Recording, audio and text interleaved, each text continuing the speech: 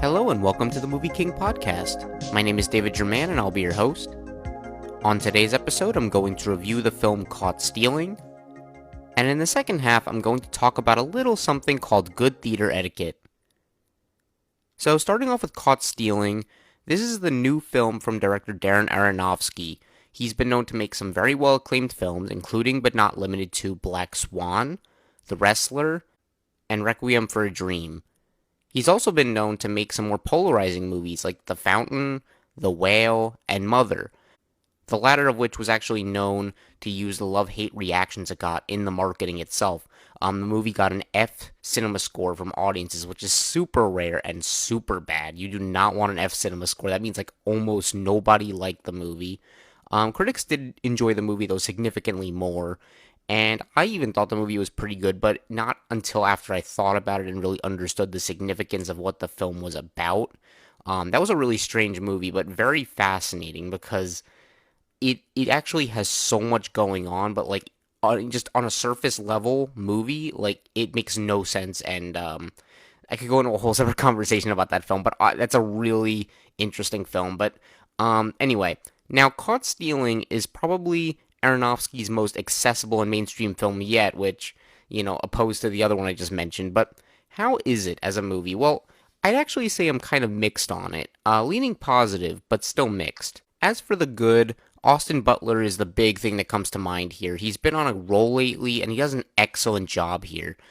His character needs to show a lot of fear and regret, but also still be likable. He needs to still be someone you root for, and you understand where he's coming from. Butler does that well, and he also has good chemistry with Zoe Kravitz, who plays a big part early on in the movie as a love interest and sort of a character who's trying to help Austin Butler's character find his way through things. Kravitz does a very good job too, and I thought she brought a good energy to the film, along with some very well-placed comedy. Really, both actors were a big standout to me, and I really enjoyed what they brought to the film. But as for other supporting actors, you have some great people involved like Regina King, Matt Smith, Liev Schreiber, Vincent D'Onofrio, and Bad Bunny. I love that Bad Bunny's in this movie. I forgot he was in it. I don't know what's going on with that guy. He's like a rapper. But he's been in a few things lately. Like he's been in this. He was in Happy Gilmore 2. Probably one of the better parts of both movies. So I don't know. Take that as you will. I mean, he's actually got a pretty good acting career ahead of him, I'd say, and especially in the way of comedy, he's like actually pretty funny, and likable. So I don't know. We'll see where he goes. But overall, the actors are one of the best parts of this film. I really enjoyed what everyone did with it. There's a lot of stuff with Liev Schreiber and Vincent D'Onofrio in the latter half of the movie that I really enjoyed, and they are probably some of my favorite performances in the film as well. Going into tone and stuff, I will say this is a funnier movie than I expected it to be. There are some fun and cheeky moments throughout that had me smiling and kind of grinning a bit. And in general, the movie does feel like it's trying to sort of be a 90s heist film. It's, even the way the movie looks and feels doesn't exactly scream a movie from 2025. I mean, it does take place in the 90s, but I'm also saying it feels like a product out of the 90s too in the way that it's made. Like it doesn't have that slick look, that we get now. Like it feels more, it just makes it a little more gritty. It feels a little more dirty. Like the way the movie looks, it has this look to it that you're like, oh, this looks all grimy and gross. Like it's not a place you want to live. It just doesn't feel clean at all, and I appreciate that. This movie doesn't really try to do the normal things a movie from 2025 would do.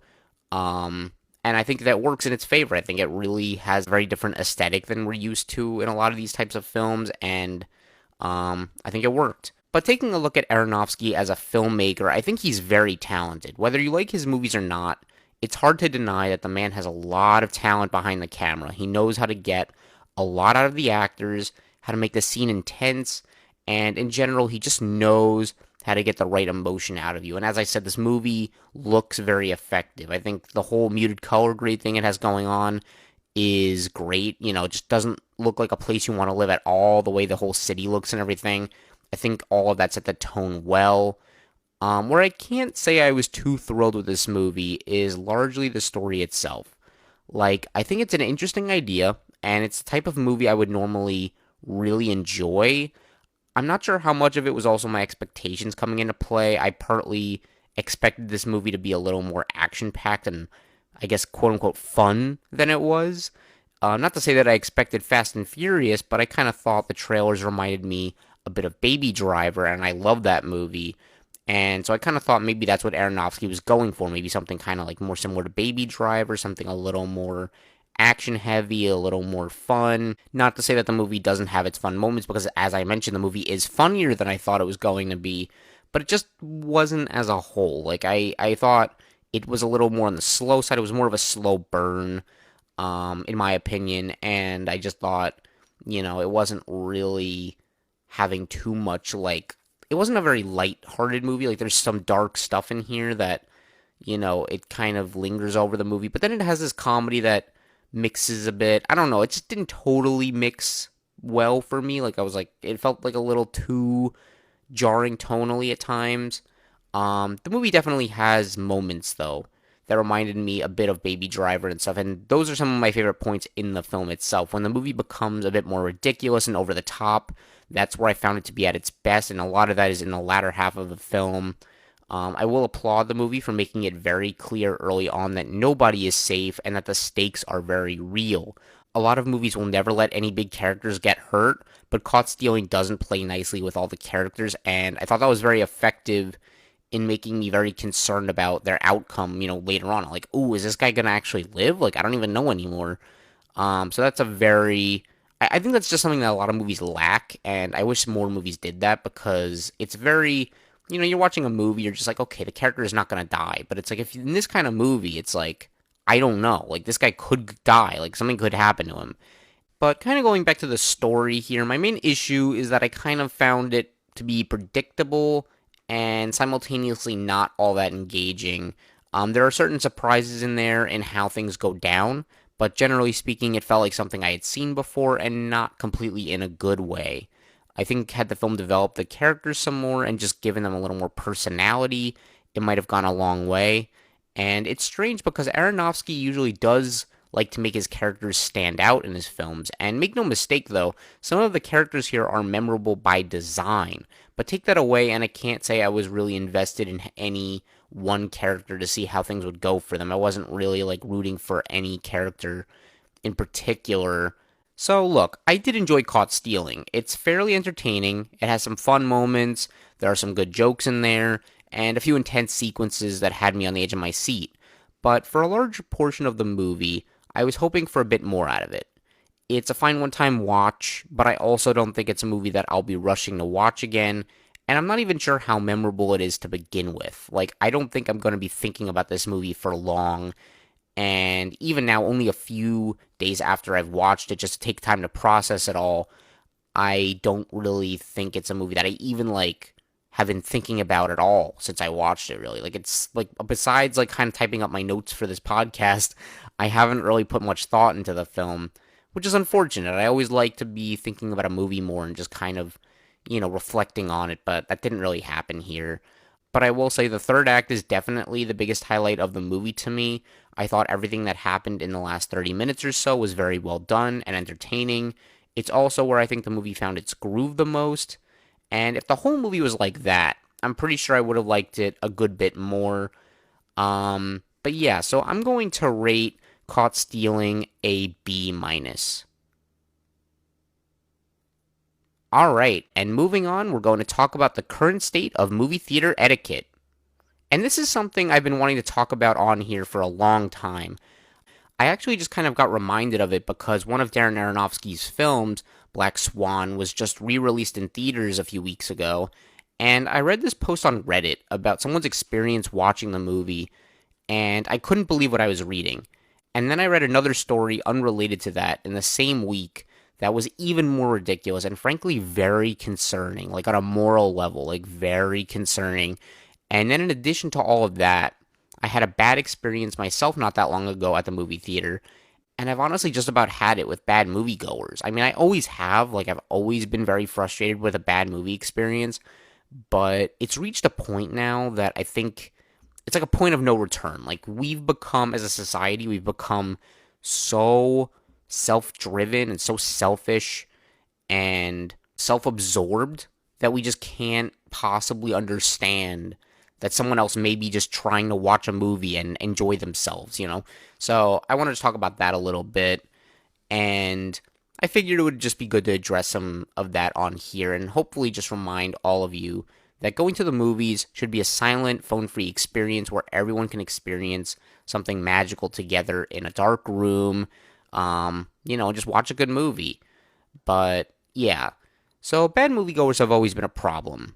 Everyone's been to a movie where someone is on their phone, or they're talking very loudly, or they brought a baby, or they're just being distracting in some way. It's happened a lot, I'm sure, to everyone. I'm sure everyone's experienced it to some degree. Obviously, the more you go to the movies, or the more you go to theater, or anything really, the more you'll see that kind of thing. And thankfully, I can say this doesn't happen all that often to me. At least not anymore, because I feel like before COVID, it was getting worse. But I haven't seen too much of it lately. It's still there, but not a whole lot. So I'm happy about that. Going back to the post I read about Black Swan, someone mentioned the story about this man sitting in front of them on their phone looking at Facebook. So some guy's just sitting in front of the guy, looking at Facebook. And I find this behavior kind of insulting because why do you pay $20 to drive to a movie theater, sit there for 2 hours, and not even watch the movie you're paying to see? Like, it's ridiculous. Like, why even be there in the first place? You can watch, and this is a re-release, mind you, so you could watch this movie at home. But no, you're paying to see this in IMAX in a movie theater. So what are you doing? Like, what are you doing on your phone? So anyway, the guy, politely asked the man to put his phone away, please. And thankfully, the man did put it away. But after the movie, he apparently made a big scene and started yelling about how he should be able to go on his phone because he's checking on his kids, which was clearly a lie.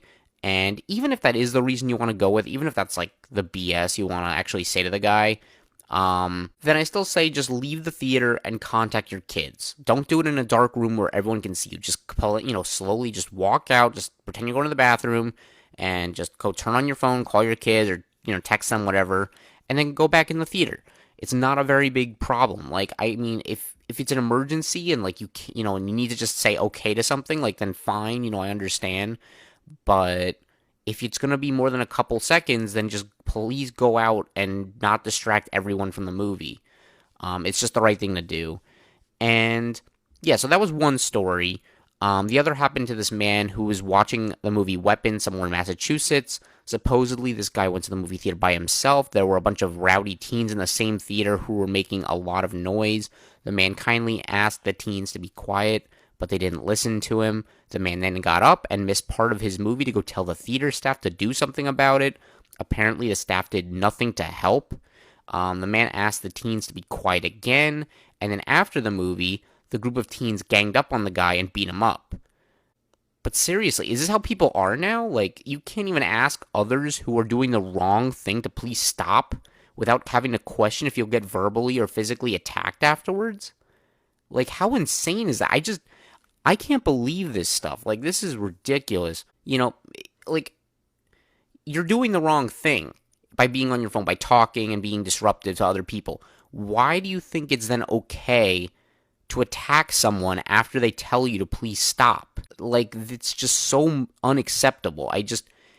And even like the guy yelling in the Black Swan showing, like, that's bad. But physically assaulting someone, giving them a black eye, giving them, bloody fingers, bloody cheek, whatever, making them bleed, that's like, it's really like, that's like criminal. I don't know how this stuff happens and how the theater staff did absolutely nothing to help. I think the theater's, very responsible for not kicking these people out of the movie when the guy asked them to please make them stop. So, or at least going in and just saying, like, hey, if you continue, we're going to have to remove you. They did nothing. So the guy who got attacked is, it's completely on the theater for that. It's just really frustrating. I don't know. I mean, I get that this is only a couple of instances and these are more, intense than they usually would be. But I think it's a serious issue that movie theaters need to fix pronto. Because even when I went to a movie theater a few weeks ago, some family brought their young kid to an R-rated horror movie, and they let their kid make noise and play on their phone for several minutes of the movie with the audio on, and I, along with someone else in the theater, shushed them a few times. Thankfully, they did stop for a while, and I didn't get verbally or physically attacked, but it's ridiculous that this is even a problem.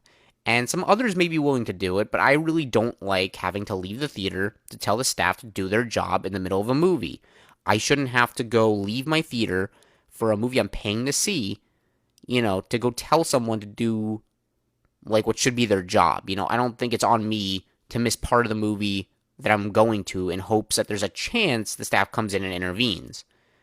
Personally, I'd rather just take it in my own hands and just, politely ask them to stop, but also that may not go well, as we just said. Things could go very wrong if you have a bad person doing this stuff. Like if it's a nice, quiet person, they'll probably stop, but you just never know who you're messing with. It's like road rage kind of thing, If you honk at someone, you don't know what they're going to do. So, generally speaking, it's better to just not really approach an individual, but I think theaters need to find a solution to this problem because I think that, we shouldn't have to leave a movie we're paying to see. If I'm paying to see a movie, I don't think it should be on me to miss part of that movie and hope something happens. And if it happens during previews, then yeah, I'd be willing to say something. But generally speaking, I try to give people the benefit of the doubt that they'll be more quiet during the actual movie, and usually they are, but occasionally they're not, and then I kind of regret not going out during the previews. But I just don't want to create a whole scene for nothing. And then when I do complain after the movie ends, and they look at me all strange and say, like, why didn't I leave the movie? And I don't know, maybe I'm wrong for saying this, but I feel like, this should be the theater's responsibility who is being paid for this, and not the guest who is paying to be there. So, yeah, I don't know. That's just a little rant on the current state of movie going. I know that sometimes it's hard to be off your phone, and it's tempting to comment on what happens in a movie to the person next to you, but if you just pull out your phone and check the time, or you whisper something for a couple seconds, then I don't think you're the bad guy. Like, if you're listening to this and you're that kind of person, you just take your phone out to just check the time, I don't think you're a bad person. Like, you do that, you're fine. But if you're on your phone and talking a lot, then I kindly ask you to either not go to the movie theater or consider being considerate to your fellow moviegoers who really want to see the movie. Just don't bother them. And Alamo Drafthouse is the king of preventing this type of behavior. Like, as a movie theater chain, Alamo Drafthouse is the GOAT. And if you live near one, I highly recommend taking advantage of it because I'm pretty sure they will kick you out with no refund if they catch you on your phone or talking loudly during a movie. And I believe they also don't let you come in, very late either, so you won't disrupt others. I highly wish that other theater chains would look at that and try to be more like Alamo, but I don't think they will, partly because of money. They don't want to, risk upsetting moviegoers because, look, if someone's on their phone and you kick them out, they're probably not going to want to return to your theater. I get that, but also, it's we should really just try to maintain good theater etiquette. So, I don't know. There's a lot of stuff to talk about here. It's a very complicated issue. Honestly, I could go on about this for hours, but this is just kind of a little bit of a bubble of what's been going on lately in people reacting in a theater. And I just kind of want to comment on it and really just say, in case other theaters don't kind of adapt these policies and prevent phones and talking and all that stuff, then please be the better person and just do the right thing, or just don't go to the movie. And that about does it for this episode. If you want to follow my reviews, you can find me on Letterboxd at MovieKing1224. You can also listen to this podcast on your favorite apps such as Spotify, YouTube, Apple Podcasts, and Amazon Music. If you have any comments or feedback, I would love to hear it and improve the show. And of course, if you've enjoyed this episode, please consider liking, subscribing, and hitting the notification bell to hear more like it. I appreciate you all so much for listening, and I'll talk to you next time. Thank you. Bye-bye.